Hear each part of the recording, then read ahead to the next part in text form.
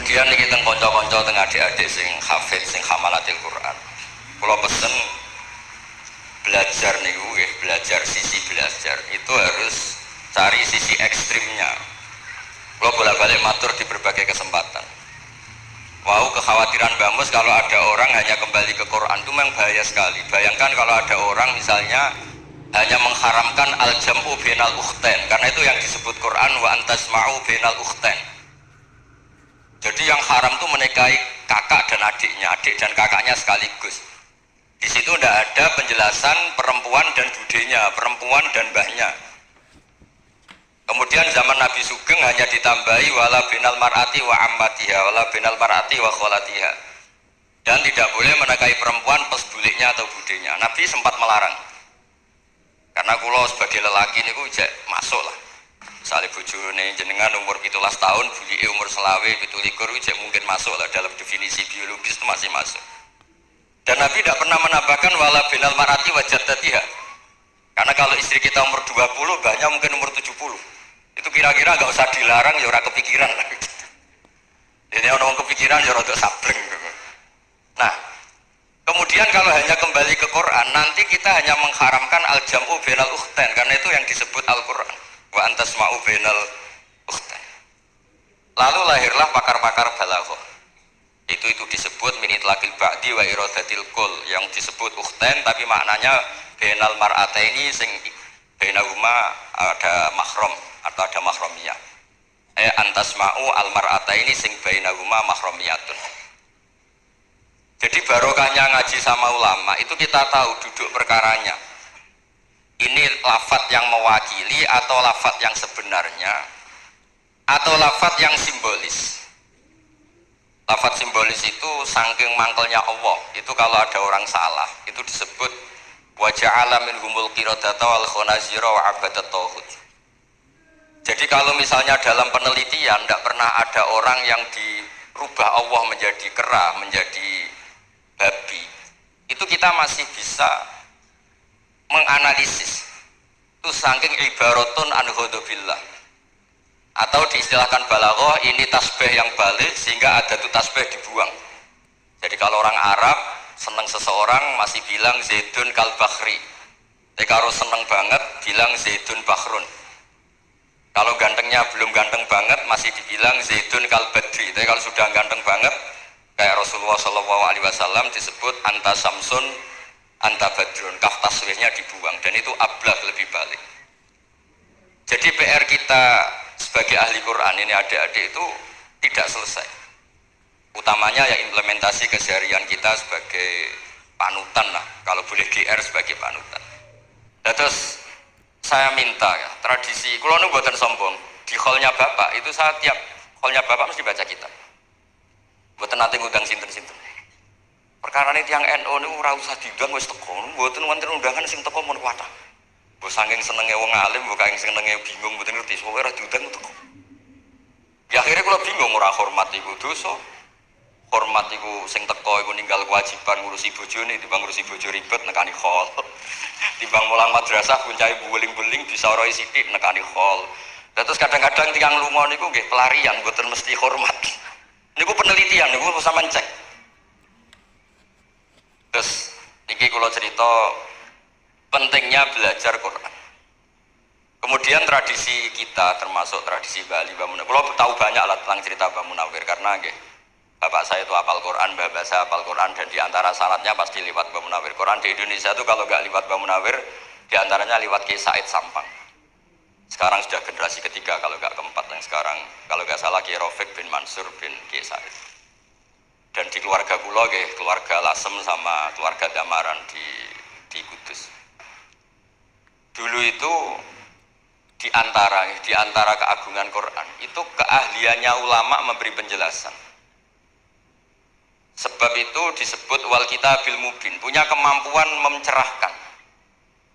Kalau memberi analogi, kalau kita belajar Ihya, itu hal yang tidak masuk akal itu menjadi masuk akal. Misalnya begini, orang tuh kalau dirasani itu harusnya seneng, karena itu app kamu dibuka dan kamu menjadi tahu.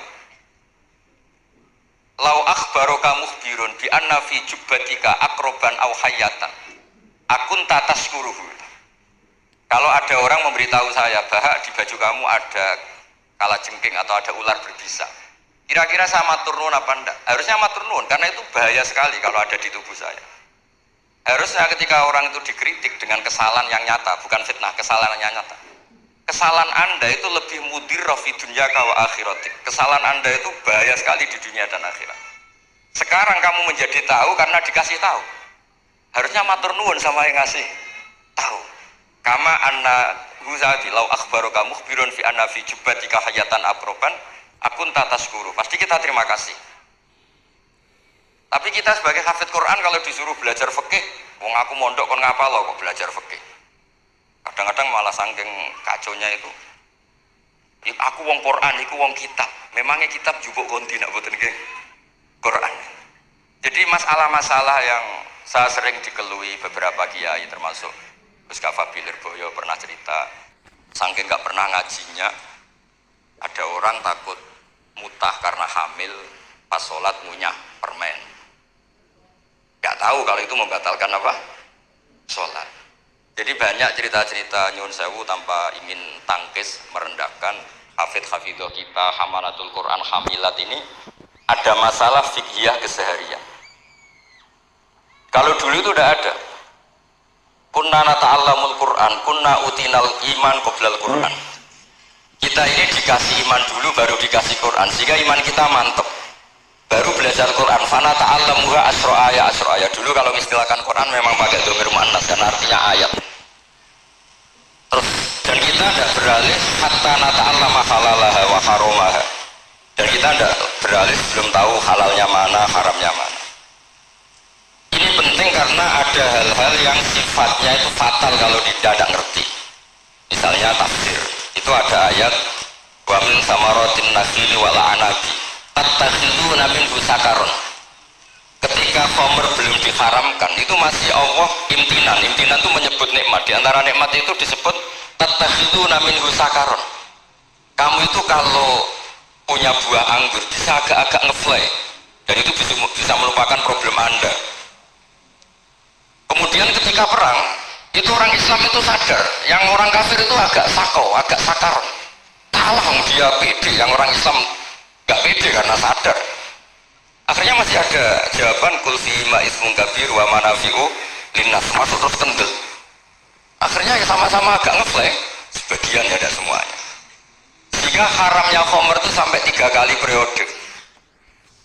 Pernah haram hanya kalau mendekati sholat, la taqrabu sholat wa antum sukara. Tapi kalau mau sholat zuhur ya nyakonya itu jam 7, jangan setengah 12, nanti masih kuliah ilal kafirun a'budu ma ta'budun wa antum abiduna ma.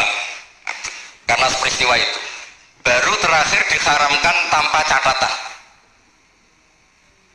Nah, hal seperti ini misalnya, saya ini Mbah Mus sering ngetikan, Pak Kures juga sering ngetikan, saya tidak percaya terjemah, kata Mbah Mus. Ya karena kalau terjemah itu berdiri sendiri, ada ayatun mansukhoh atau ahkamun sing mansukhoh atau hukmun sing mansukh.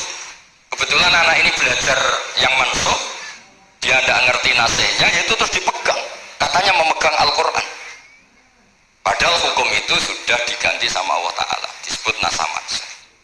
Jika dulu kalau Sayyidina Ali ngecek beberapa masjid, ada guru atau ustaz, kamu pengajar Quran ya, apakah kamu ngerti nasah mansukh? Enggak. Jawabnya Sayyidina Ali, halakta wa ahlakta, kamu sendiri rusak dan kamu merusak orang lain. Nah, ketika di Kerapia itu ada Mbah Ali Maksum, Mbah Maimun itu sering cerita ke saya, dhisik iku hak Mbah Munawir saking kepinginnya santri Quran yang ngaji kitab. Iku kalau ada santri Lirboyo atau santri mana mulang muin itu Mbah Munawir ikut sebagai percontohan ben santri-santri itu seneng ngaji fikih.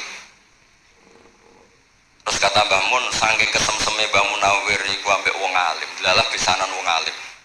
Dulu bahasa ini pernah angsal keluarga Lirboyo, sehingga beliau punya zuriyah teng Lirboyo. Terus besanan kalian Mbah Maksum, Nyai Hasyim angsal Bali Maksum, sehingga terus di Krapya itu banyak orang-orang alim. Tapi terus Mbah Mun cerita, kabeh wono regane, Bali Maksum terus populer sebagai alim alama, sehingga yang ke Krapya itu ya orang pati niat tahfidz, niatnya ngaji kitab. Sehingga cerita di era itu ada Ki Abdul Qadir, tapi pondok Krapya Bali Maksum terlalu populer sehingga terkenal ngaji sorof dan Sehingga dulu di Indonesia itu ada sorofnya Mbah Ali Maksum, ada sorofnya Mbah Maksum Ali Kuaron itu. Nah yang sorofnya Mbah Ali Maksum ya fa'ala yaf'ulu uf'ul. Kalau sorof di Mbah Maksum Kuaron fa'ala yaf'ulu fi'lan. Yang satu ngikuti fi'il itu ya harus jejer fi'il, yang satu ngikuti jurumiyah. Kalau yang dikatakan masdar itu sing yaji'u salisan, yang datang ketiga dalam tasrifnya fi'il.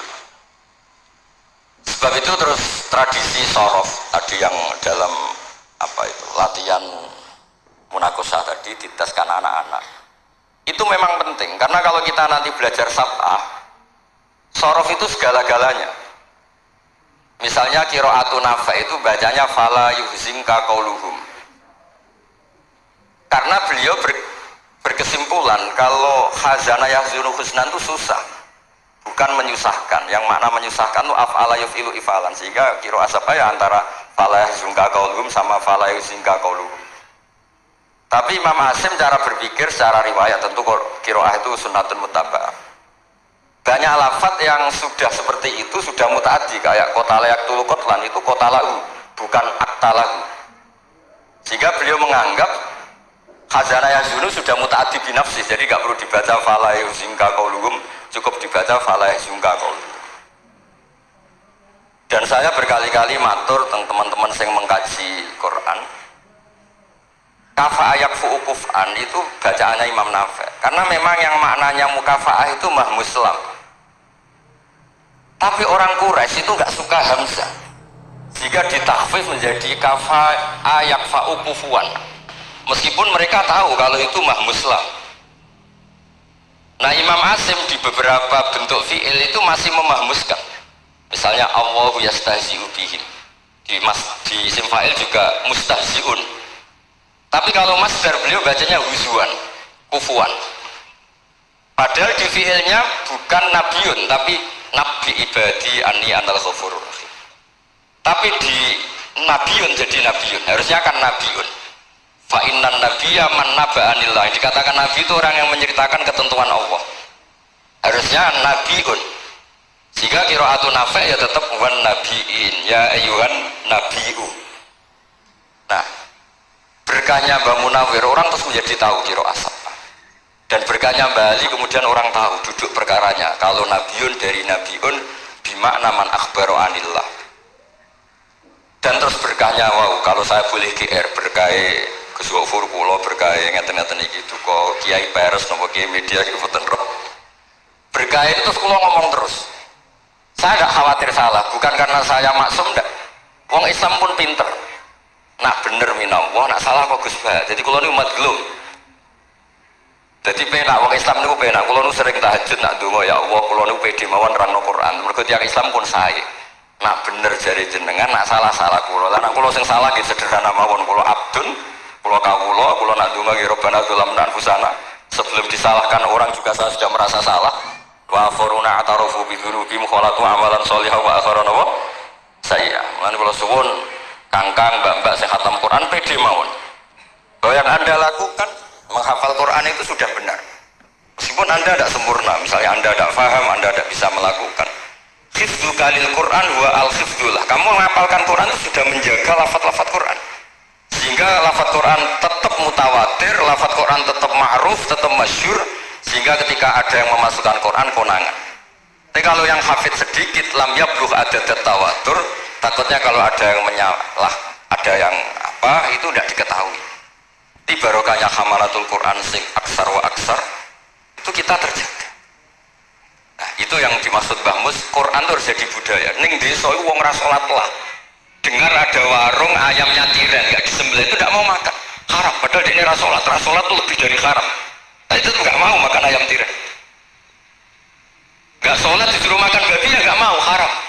Sampai tadi yang nyolong saja milih wedhus bukan meleng babi. Karena babi itu haram.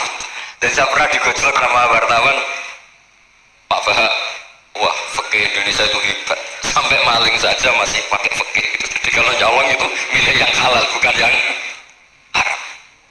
Pun itu bentuk hormat kula teng keluarga Mbah Ali, bentuk hormat kula teng Mbah Mus, teng sedanten keluarga niki kula badhe maos kitabipun Mbah Ali kula panjen pengagum kitab-kitab yang dikarang orang Indonesia. Mereka kita anggap niku lebih aplikatif lah karena dikarang orang yang trauma dengan Indonesia. Kemudian setelah trauma ingin membenahi Indonesia.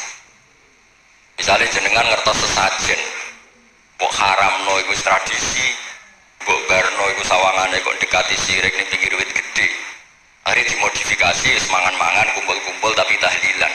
Ya masuk tahlilan la ilaha illallah barani kalimatus syirkin. La ilaha illallah itu kalimatus syirkin kalau dilafatkan di bawah pohon. Terus logikane ku kalau bolak-balik matur. Hadil kalimah soro bihal kafiru mu'minan. Fa kaifa sorol mu'minu kafirun juga bihadil kalimah. Itu logikanya enggak ketemu. Orang yang kafir puluhan tahun saja sekali melafatkan la ilaha illallah Muhammadur Rasulullah qulil ladzina kafaru iyantahu yufar lahum ma qad selesai soro mu'minan. Bihadil kalimah. Kemudian kalimah yang sama ketika kita baca dianggap kita ini kafir juga bihadil kalimah. Akhirnya dengan modifikasi khas Indonesia, kearifan Indonesia tetap sesajen tapi tahlilan.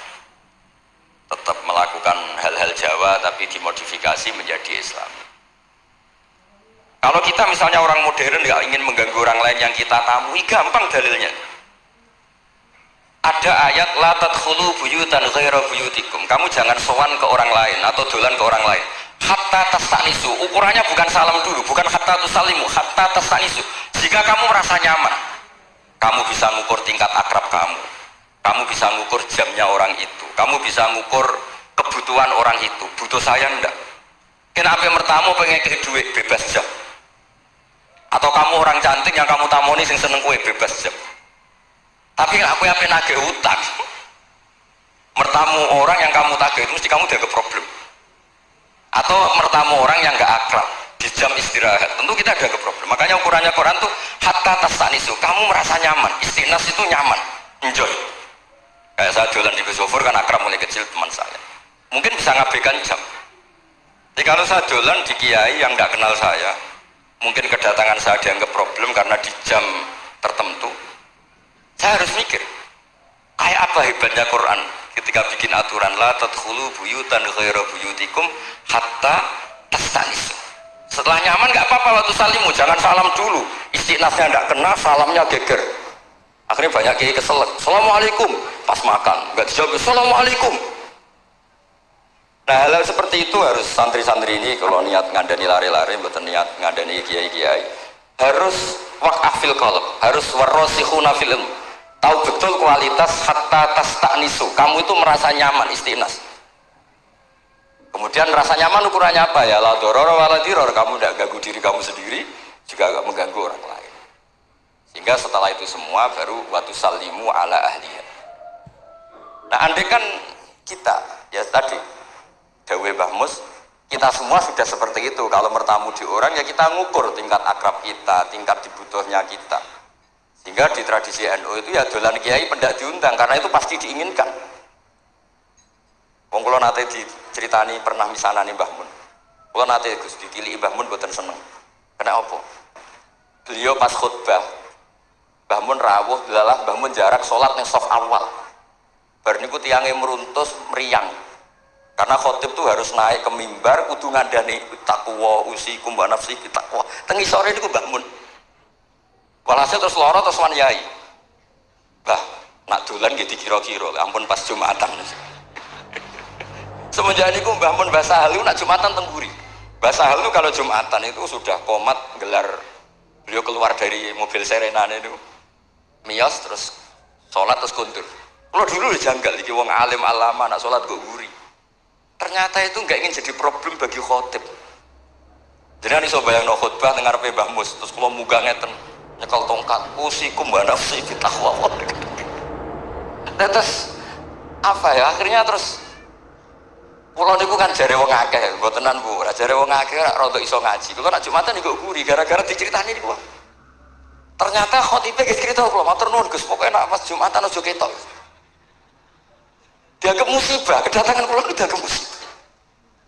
Nah seperti itu ya ukurannya gampang hatta napa tastanis. Pun niki kula maos terakhir niki Pak niki Gus Ilmi Gus niku sing Gus Hafiz pokoke sing waris-waris. cerita kemarahanipun Bali Maksum ngadepi firqah-firqah kelompok-kelompok sing boten jelas nih. Oleh ngendikan niku kula masih ingat karena saya khatam kitab ini itu 2 kali. Nggih khatam tenan maksudnya kula sinaoni terus padanan dalil yang beliau sebut tak cari sampai ketemu bener-bener kula cari. Ya saya ulang lagi. Dalil padannya yang kula cari terus emosi-emosi beliau juga tak tulis karena beliau diantara yang diceritakan itu sampai ngendikan wahal bi jununun, kata beliau, apa saya ini sudah gila ketika saya fatwa misalnya orang nggak boleh ziarah Rasulullah Shallallahu Alaihi Wasallam, itu artinya menghalangi orang ketemu nabinya. Makanya bener Mbah Mus tadi, ada orang tuh debat wiridan itu sunat atau ora, dalilnya piye. Terus ada orang yang provokasi gini, kamu dikatakan bid'ah setelah sholat gak wiridan, kowe iku ben ora nyebut Allah. Terus kepikiran matur kula, wis Gus bar sholat itu pokoknya aku wiridan, cek bid'ah cek ora, wong kok ora oleh eling Allah. Wis gak usah dalil-dalilan. Jadi pertama diprovokasi, wiridan model ngono iku ora ono sanate, ora ono hadise. Singkat cerita seorang ini meninggalkan wiridan. Terus ketemu orang NU yang kebetulan rapati iso ngaji tapi pinter logika. Kowe ora tau wiridan saiki nek bar salat, ora tau, gak ada hadisnya gini-gini.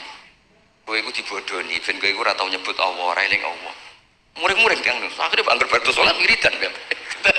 Mboten dalil-dalilan cara Mbah Mut, mboten dalil-dalilan. Lah niki nak cara Mbah Maksum istilahno betapa kaconya orang sing yahulu bainahu wa baina nabi, memisahkan orang itu dengan nabinya Muhammad sallallahu alaihi wasallam. Kata Mbah Ali, walazima kadzalik ayyakuna ulamaul Islam min awali hadil ummah ilal yaumi fi khata'in azim haitsu annahum ya'taqiduna fi kutubihim ad-diniyah al-abwab wal fusul yadhkuruna fiha ziyaratahu sallallahu alaihi wasallam. Kata beliau, wa inni bima ahmidu min laqabi kiai amru wa usaddidu fil amri kullu mu'minin ayasudda rohlahu tariklahu ila ziyarati. Jadi beliau sendiri di sini juga, dan saya atas nama sudah diberi gelar kiai memberi fatwa begini. Jadi di kitab Sajaratul Ma'arif itu ada babu zikri rajul manaqiba nafsi. Orang tuh kadang harus sombong menyebut kelebihannya sendiri. Kayak Nabi Yusuf ngendikan inni hafizun alim. Nabi Sulaiman juga ngendikan wa utina min kulli syai'. Itu bukan sombong, tapi cara beliau untuk memaklumatkan. Saya belum pernah merasa ahli tafsir. Tapi kan kita khawatir kalau ada tafsir yang cara Mbah Mus tadi kiai produk sendiri. Akhirnya kalau mau tafsir, saya pernah ngaji Mbah Maimun, ngaji Bapak, saya baca kitab Al-Ibris, baca Al-Iqlil, baca terjemah Kemenak, baca terjemahnya Pak Kures, baca terjemahnya Imam Sa'rawi, baca banyak lah yang saya baca, termasuk membaca kitab-kitab dulu mulai tafsir Tobari, tafsir apa saja yang saya bisa tak baca.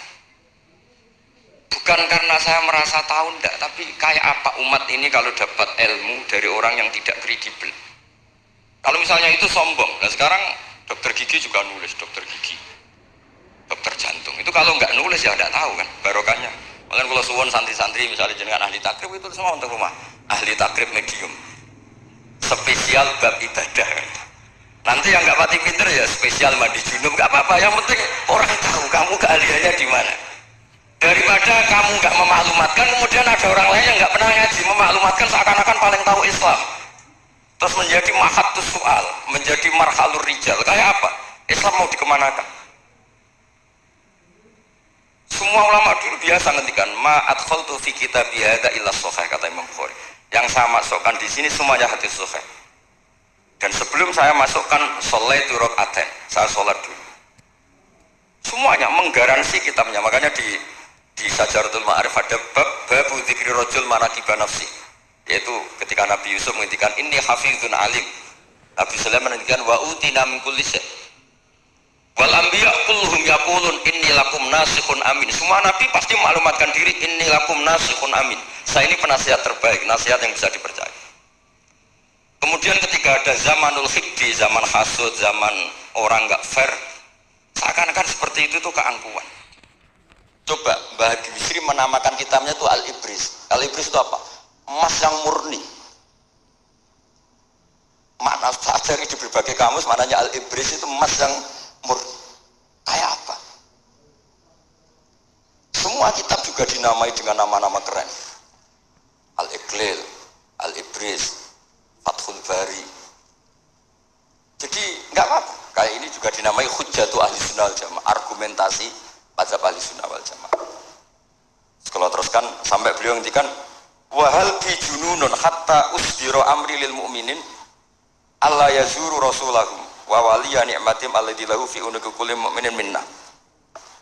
Masa saya ini menjadi gila karena menfatwakan orang Islam itu enggak perlu ziarah ke Rasulullah sallallahu alaihi wasallam. Terus kata beliau, la yadri ma yaf'al annahu yaqulu baina ibadillah wa baina rahmatillah. Fa innahu sallallahu alaihi wasallam rahmatullah lil alamin. Fal ya'rif dzalik ulaikal mani'un liya'lamu fi ayyi mauqifin hum.